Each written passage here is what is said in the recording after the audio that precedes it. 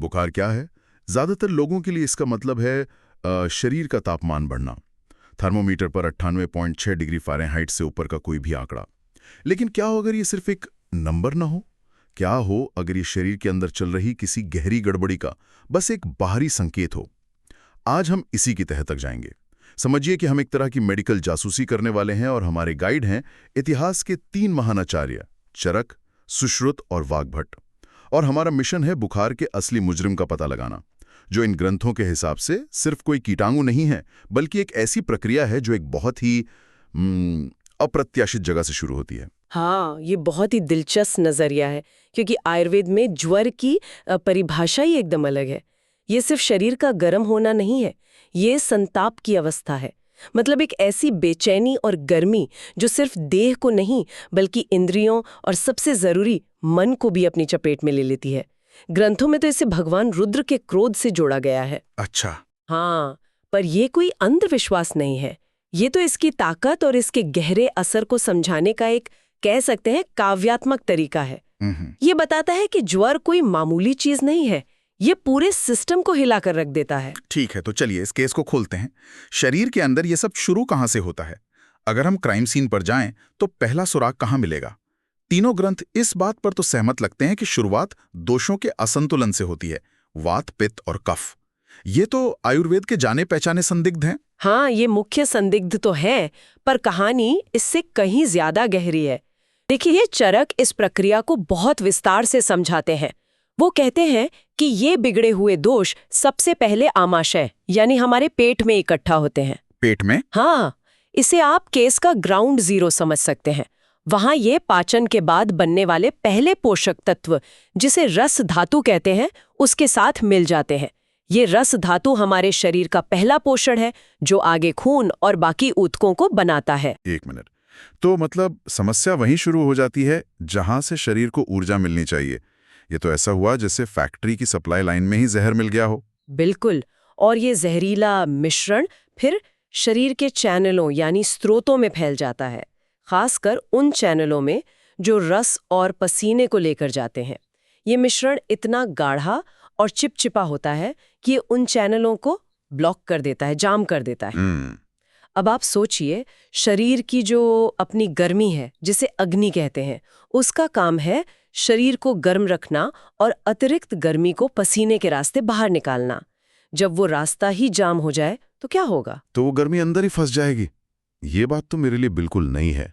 मैं हमेशा सोचता था कि बुखार में शरीर शायद ज्यादा गर्मी पैदा करने लगता है, पर आप कह रही हैं कि गर्मी पैदा तो सामान्य हो रही है, बस वो बाहर नहीं निकल पा रही, इसलिए शरीर गर्म हो रहा है। ये तो एक ट्रैफिक जैम जैसा हुआ, है ना? आपने एकदम सही पकड़ा। ये ओवर प्रोडक्शन का मामला नहीं, बल्कि एक निकासी प्रणाली के ठप हो जाने का मामला है। वो फंसी हुई गर्मी ही पूरे शरीर में फैलकर तापमान बढ़ा देती है और हमें ज्वर का अनुभव होता है। वाह, लेकिन रुकिए, यहाँ कहानी में एक और मोड़ आता है। वाग्भट एक और किरदार को इस कहानी में लाते हैं, आम। ये आम क्या बला है? ये नाम तो सुनने में बिल्कुल हानि रहित लगता है। नाम पर मत जाइए, आम ही इस कहानी का असली विलन है। आम का मतलब है अधपचा विषाक्त पदार्थ। इसे आप शारीरिक कीचड़ या बॉडीली स्लज समझ सकती हैं। सोचिए, आपका पेट एक रसोई है और आपकी पाचन अग्नि एक चूल्हा।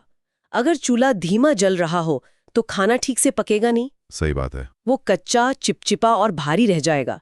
शरीर में यही अधपचा खाना आम कहलाता है। वाग्भट, जो बहुत ही व्यवहारिक आचार्य थे, उन्होंने इस बात पर बहुत जोर दिया कि दोष अकेले कुछ नहीं करते हैं। अच्छा। वो इस आम के साथ मिलकर ही असली तबाही मचाते हैं। ये आम और दोषों का कॉकटेल ही चैनलों को जाम करता है। आम को शरीर में फैलाने वाले गुर्गे हैं। तो तीनों ग्रंथों का सार यही है कि रोग की जड़ आमाशय में है। ये तो कमाल की बात है। हाँ, यही केंद्रीय विचार है। आपका पाचन तंत्र स्वस्थ है तो आप सुरक्षित हैं। अगर वो कमजोर है तो आप ज्वर जैसी बीमारियों के लिए एक खुला मैदान है। ठीक है, अगर अपराध इतना जटिल है तो इसके तरीके भी अलग अलग होंगे। मतलब हर बुखार एक जैसा तो नहीं होता होगा। इन्हें बांटा कैसे गया है? बहुत ही व्यवस्थित तरीके से। सबसे पहले 2 मुख्य श्रेणियां हैं।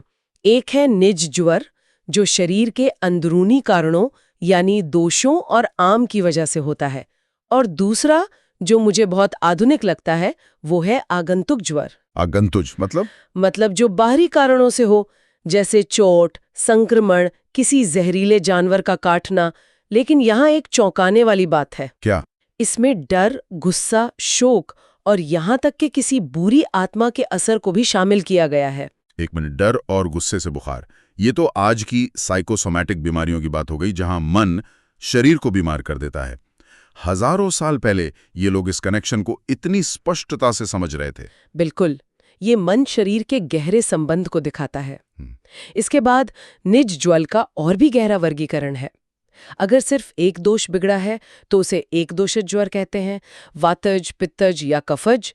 अगर दो दोषों का गठबंधन है तो वो द्वंद्वज ज्वर है। और जब तीनों दोष एक साथ आपे से बाहर हो जाते हैं तो उसे कहते हैं सन्निपातिक ज्वर।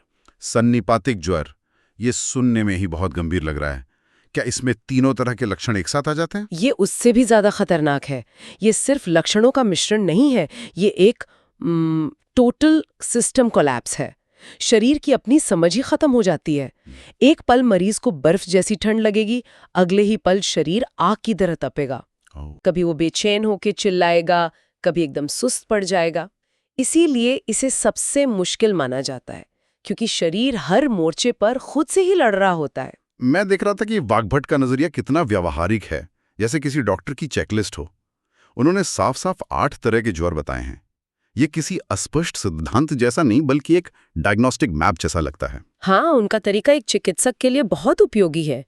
3 एक दोष वाले, 3 2 दोषों के मेल वाले, एक तीनों दोषों वाला, सन्निपातिक। हाँ सन्निपातिक, और एक बाहरी कारणों वाला यानी आगंतुज। एकदम साफ ढांचा। ये तो बहुत विस्तृत है। पर उस समय का कोई वैद्य पता कैसे लगाता होगा कि मरीज को कौन सा ज्वर है? क्या क्या सुराग या लक्षण होते थे? हाँ, लक्षणों पर ही सारा ध्यान होता था। लेकिन बुखार पूरी तरह से आने से पहले भी शरीर को चेतावनी संकेत देता है, जिन्हें पूर्व रूप कहा जाता है। अच्छा, जैसे बिना किसी कारण के थकान, काम में मन न लगना, पूरे शरीर में दर्द, मुंह का स्वाद बिगड़ जाना और ऐसा लगना जैसे शरीर बहुत भारी हो गया है। वाग्भट के बताए लक्षणों में मुझे एक बात बहुत अजीब और दिलचस्प लगी। वो कुछ मानसिक लक्षणों का भी जिक्र करते हैं, जैसे अच्छी सलाह के प्रति अधीरता और मीठी चीजों और बच्चों से अरुचि। ये कौन सोच सकता है कि बुखार में किसी को बच्चों से चिढ़ होने लगेगी? ये तो बहुत ही सूक्ष्म अवलोकन है। ये फिर से उसी समग्र दृष्टिकोण को दिखाता है। ज्वर सिर्फ शरीर को नहीं तोड़ता, वो आपके स्वभाव को भी बदल देता है। आप चिड़चिड़े हो जाते हैं। इन शुरुआती संकेतों के बाद फिर दोषों के आधार पर खास लक्षण सामने आते हैं। वो कैसे होते हैं? जैसे वातज ज्वर में कंपी बहुत होती है। बुखार का कोई पैटर्न नहीं होता, कभी तेज कभी हल्का। गला मुंह सूखता है, नींद उड़ जाती है और कब्ज हो जाती है। पित्तज ज्वर एक आग की तरह है, बहुत तेज बुखार, पूरे शरीर में जलन, बहुत ज्यादा प्यास, पसीना और कभी-कभी त्वचा और आंखों में पीलापन भी। और कफज ज्वर धीमा और भारी होता है, शरीर में भारीपन, ठंड लगना, हर वक्त नींद आना, जी मिचलाना और मुंह में मीठापन बना रहना इसके लक्षण हैं। तो अगर समस्या इतनी गहरी है, यानी पाचन की आग कमजोर है और सिस्टम में कीचड़ भरा है, तो आज के दौर में सिर्फ तापमान कम करने की गोली खा लेना तो ऐसा हुआ जैसे रसोई में आग लगी हो और आप बस स्मोक अलार्म बंद कर रहे हों। तो ये प्राचीन ग्रंथ आग बुझाने के लिए क्या सलाह देते हैं? पहला कदम क्या है? पहला कदम आज की सोच से बिल्कुल उल्टा है। तीनों ग्रंथ एक मत से कहते हैं लंघन। लंघन मतलब उपवास? हाँ, उपवास या फिर बिल्कुल हल्का भोजन, जैसे औषधीय जड़ी बूटियों से बना दलिया या सूप। खिलाने की कोशिश करती थी, कहती थी ताकत आएगी, पर मेरा शरीर चीख चीख कर कहता था कि मुझे कुछ नहीं खाना। ये कमाल है कि ये ग्रंथ उसी सहज वृत्ति का समर्थन कर रहे हैं। इसका तर्क बहुत गहरा है। जैसा हमने बात की, ज्वर की जड़ में आम है और कमजोर पाचन अग्नि है। ऐसे में अगर आप भारी भोजन करेंगे तो वो पचेगा नहीं और आम को और बढ़ाएगा।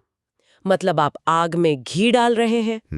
लंघन करने से पाचन तंत्र को आराम मिलता है और शरीर अपनी सारी ऊर्जा उस आम को जलाने और बीमारी से लड़ने में लगाता है, न कि भारी भोजन पचाने में। तो लक्ष्य लक्षण को दबाना नहीं, बल्कि जड़ को ही सुखाना है। बिल्कुल। हाँ, ये ध्यान रखना जरूरी है कि लंघन वातज ज्वर में या बहुत कमजोर व्यक्ति के लिए नहीं है।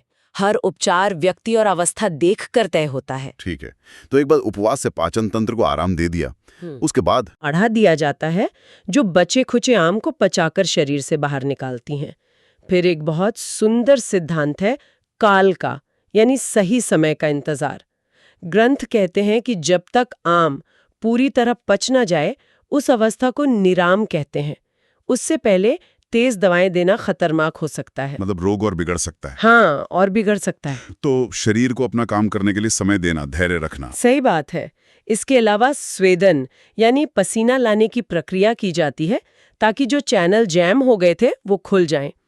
फिर तिक्त रस यानी कड़वे स्वाद वाली जड़ी बूटियों जैसे गिलोय, चिरायता या नागर मोथा का इस्तेमाल होता है। कड़वा रस पित्त को शांत करता है और प्राकृतिक रूप से ज्वर नाशक होता है।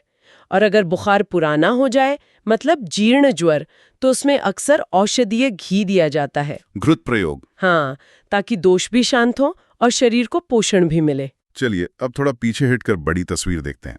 हमारे पास ये 3 महान जासूस हैं, चरक, सुश्रुत और वाग्भट। तीनों एक ही अपराधी यानी ज्वर की जांच कर रहे हैं, लेकिन लगता है तीनों के काम करने का तरीका और विशेषज्ञता अलग-अलग है। बिल्कुल सही, यही इन ग्रंथों की खूबसूरती है। चरक एक महान फिजिशियन थे। उनकी विशेषज्ञता काय चिकित्सा यानी आंतरिक चिकित्सा में थी। इसलिए उनका काम ज्वर के निदान, उसके प्रकार और दोषों के आधार पर उपचार का एक विशाल सैद्धांतिक ढांचा पेश करता है। वो एक सिद्धांतकार हैं। और सुश्रुत? सुश्रुत एक सर्जन थे। उनका नजरिया ज्यादा व्यवहारिक है। वो इस बात पर जोर देते हैं कि ज्वर अक्सर घावों और सर्जरी के बाद एक कॉम्प्लिकेशन के तौर पर आता है। वो तो ज्वर को सभी रोगों का राजा कहते हैं, क्योंकि ये जन्म के समय भी मौजूद हो सकता है और मृत्यु के समय भी। उनका दृष्टिकोण एक सर्जन का है। और वाग्भट इन दोनों के बीच कहाँ फिट होते हैं? वाग्भट एक संयोजक है, एक सिंथेसाइजर कह सकते हैं। उन्होंने चरक के गहरे ज्ञान और सुश्रुत की व्यवहारिक बुद्धि को मिलाकर चिकित्सकों के लिए एक संक्षिप्त, सुलभ और संरचित गाइड बुक तैयार की है, और उन्होंने ही आम की भूमिका को सबसे ज्यादा केंद्र में रखा, जो आज भी आयुर्वेदिक चिकित्सा का एक मुख्य स्तंभ है। तो हमारे पास है एक सिद्धांतकार, एक सर्जन और एक संयोजक। कमाल है, एक ही विषय पर 3 अलग-अलग लेकिन एक दूसरे को पूरा करने वाले दृष्टिकोण, जो मिलकर एक पूरी तस्वीर बनाते हैं। तो संक्षेप में कहें तो आयुर्वेद के लिए ज्वर सिर्फ थर्मामीटर का आंकड़ा नहीं है, बल्कि शरीर, इंद्रियों और मन का एक गहरा संकट है, जिसकी जड़ें हमारे पाचन तंत्र में बनने वाले आम में छुपी हैं। हाँ, और इसका इलाज वन साइज फिट्स ऑल वाला नहीं है। ये हर व्यक्ति के दोषों के असंतुलन के हिसाब से तय होता है।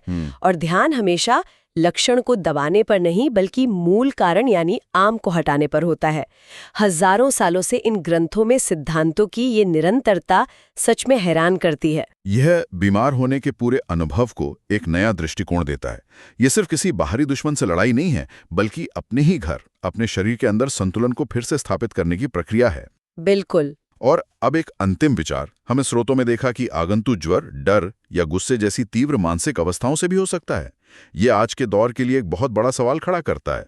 हमारी तनाव से भरी आधुनिक जिंदगी में क्या हमारी बहुत सी शारीरिक बीमारियां, चाहे वो पेट की समस्या हो या ऑटो इम्यून डिसऑर्डर, कहीं इन गैर शारीरिक बाहरी कारणों के प्रति शरीर की प्रतिक्रिया तो नहीं है? इसका हमारे स्वास्थ्य के लिए क्या मतलब है, अगर एक भावनात्मक स्थिति हमारे शरीर में ज्वर जितनी शक्तिशाली शारीरिक प्रतिक्रिया पैदा कर सकती है?